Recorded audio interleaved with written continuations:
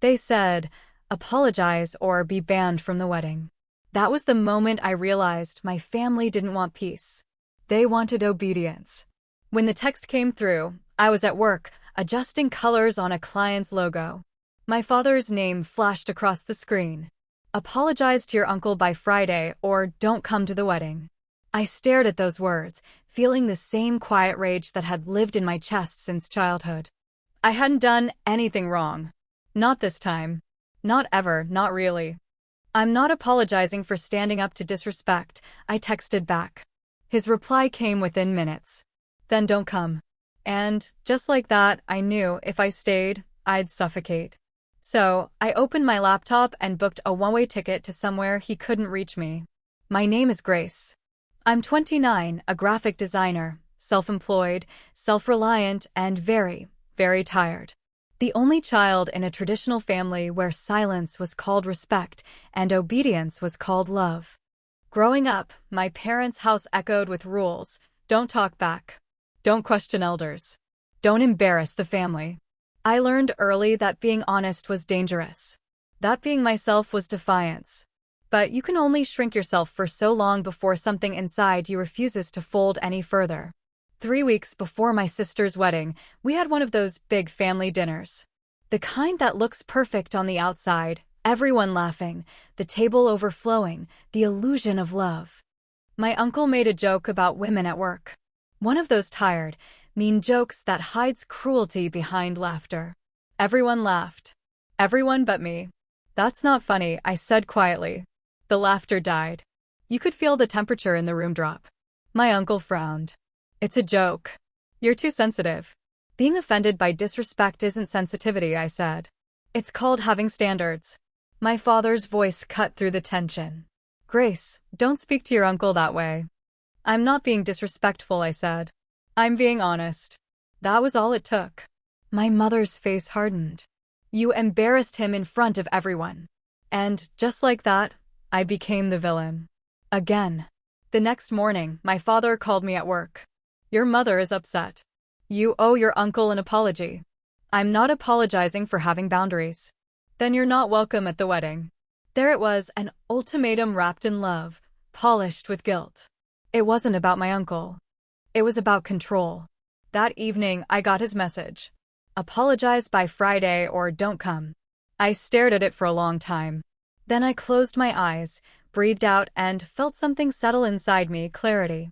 My sister called next. Her voice was shaky. Can you please just apologize? You're making everything complicated.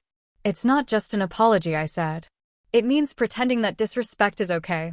It doesn't have to mean anything. Just do it for peace. There it was again, peace. The kind that always required my silence. If you don't come, she said softly, it'll look like you don't support me. My support shouldn't depend on me abandoning my values, I said. She hung up. By that evening, my mother had started calling again and again. When I didn't answer, the voicemails turned from guilt to anger. Your sister is heartbroken. You're embarrassing us. How could you do this to your family? Then the messages came from everyone else, my aunt, my cousins, even my grandmother crying over the phone. Each one telling me the same thing, just apologize. Not one of them asked what he said. Not one cared why I spoke up. I became the story they told about the ungrateful daughter. The troublemaker. The shame. 3 days before the wedding, my father called one last time. Last chance, he said. Apologize now. I'm not doing it. Then you're no longer part of this family. I froze. You're cutting me off because I won't apologize for having principles?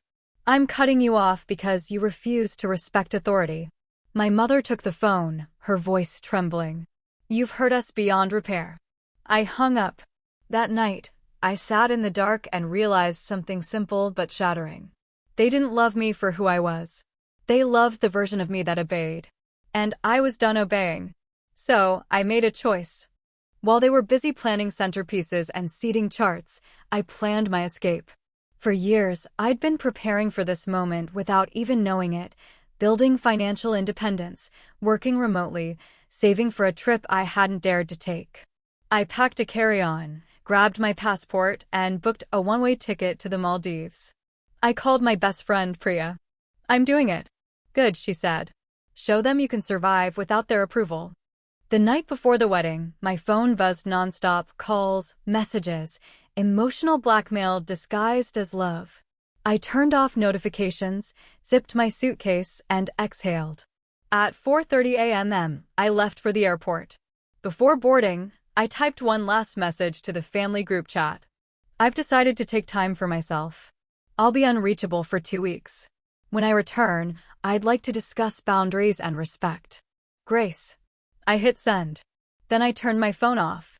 As the plane began to rise, I felt something lift inside me too, something I hadn't felt in years. Not regret. Not fear. Freedom. When the wheels left the ground, I didn't cry. I thought I would. I'd imagine tears, maybe even panic.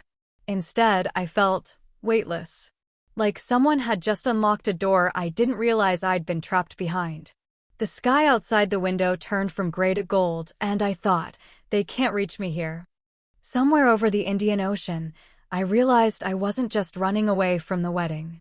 I was running toward something, peace, maybe. Or the version of myself I'd buried years ago. By the time I landed in the Maldives, the sun was already sinking into the water. The air smelled like salt and something new. I'd never traveled alone before, not really, but when I stepped onto that island, barefoot and free, I didn't feel lost. I checked into a small guest house by the beach, the kind with white curtains that dance with the wind and a staff who smiled without pretending to know my story. The first night, I didn't unpack. I just walked straight to the water. The ocean was warm, the sky bleeding pink and orange. I sat on the sand and let the tide wash over my feet. And then I cried. Not out of sadness, out of release. Years of guilt, fear, and pretending poured out of me in quiet waves. I thought about the dinner, the jokes, the silence that followed. The way my father's voice had turned cold. The way my mother cried, not because I was wrong, but because I had disobeyed. All those years I thought love meant sacrifice. That peace was worth my silence. But peace built on suppression isn't peace. It's quiet violence. The next morning, I woke up early. No alarms, no messages, no one waiting for me to explain myself. I ordered coffee by the sea and wrote in a journal I'd bought months ago but never opened. Day 1, I don't feel guilty yet. Maybe I should, but I don't. I spent the day swimming, reading, wandering. For the first time in forever, I didn't check my phone. I didn't have to perform being okay. That night, I posted a photo. A quiet beach, sunset bleeding into the horizon. The caption read, "Sometimes you have to choose yourself, and that's okay." I didn't tag anyone. I didn't owe anyone context. Back home, the wedding was happening. I imagined my family gathered, my sister in her dress, my father giving speeches, my mother greeting guests with forced smiles. I could almost hear the whispers. Grace didn't show up. She's selfish. She embarrassed her parents. Maybe they were right. Maybe I was selfish. But for once, being selfish felt like breathing. 2 days passed before I turned my phone on. 147 messages. 38 missed calls. 12 voicemails. The first few were predictable. This is unacceptable. You better come home. You've ruined everything. Then the tone changed. Where are you? We're worried. Please, Grace. Call us. By the end of the list, the messages had turned into silence. I called Priya instead. How does it feel? She asked. Strange, I said. Like I'm free, but floating. That's normal. Freedom always feels a little lonely at first. A week later, I turned on my phone again. Only one new message from my mother. We're sorry. Please come home. The guilt crept in again, slow and familiar. It's a strange thing. Guilt, it makes you forget who hurt who first. I sat with it for a long time, listening to the waves crash outside. Then I did what I'd promised myself I'd do. I called my therapist, Dr. Patel. They want me to come home, I said. I don't know how to respond. She paused, the kind of pause that feels like a mirror. You don't owe them immediate reconciliation. You owe yourself honesty. What do you want? I thought about it. About going back. About seeing their faces. About pretending this hadn't happened. I want things to change, I said quietly. Then don't go back to who you were before, she said. Go back only if you can stay yourself. The next morning, I called my mother. "Grace," she whispered. Her voice sounded small, fragile. "Hi, Mom." She started crying. "We shouldn't have done that. Your father went too far." "I went too far." I didn't cry. My voice stayed steady. "No, you shouldn't have. But I'm willing to talk. When I come home, things need to change. I need to be treated with respect. No more ultimatums." There was a pause. Then, softly, "Okay, we can talk about that." It wasn't forgiveness yet, but it was a start. That evening, I watched the sun melt into the sea again, same as the first night. But this time, it didn't feel like escape. It felt like arrival. I'd spent my whole life waiting for their approval. And somewhere between leaving and landing, I realized I didn't need it anymore. I could go home, but I wouldn't be the same. I wouldn't be quiet. I wouldn't shrink. For the first time in my life, I wasn't afraid of being the difficult one. The airport felt smaller this time. Or maybe I just felt larger. Not in size, but in presence, like I finally took up the space I'd been trained to surrender. When I stepped off the plane, the air was colder, heavier. November had settled in, gray and unwelcoming. My carry-on felt light. Most of what I owned was still in storage. Most of what I was stayed behind on that island, buried under sun and salt. Mom was waiting by the arrivals gate. No flowers, no fake smiles. Just her, clutching her purse like a lifeline. We didn't hug right away. We just stood there, two people who used to know each other. Then she took a step forward and said, "You look different." "I am," I said. She nodded, eyes glistening, and whispered, "Good." The house looked the same. Too clean. Too quiet. Like no one had dared disturb the memory of what happened. My father was in his study, of course he was. The door was open, the TV on mute. He didn't look up when I walked in. "So," he said, "you're back." "I came to talk," I said. He turned off the TV. "Talk then." I took a deep breath. "What you did, locking me out, cutting me off, that wasn't love. That was control. And I'm not here to beg for forgiveness. I'm here because I'm willing to have a relationship, but only if it's one built on respect." He stared at me for a long time, jaw tight. The silence between us was thick, the kind that used to make me shrink. But this time, I didn't. "Finally," he said. "You embarrass this family." I smiled slightly. "No. I embarrassed your illusion of control." His eyes narrowed, but I saw it, the flicker of something that wasn't anger. Maybe recognition. Maybe fear. I turned to leave. "If you want to talk again, you know where to find me. But next time, it won't be in this house." And I walked out.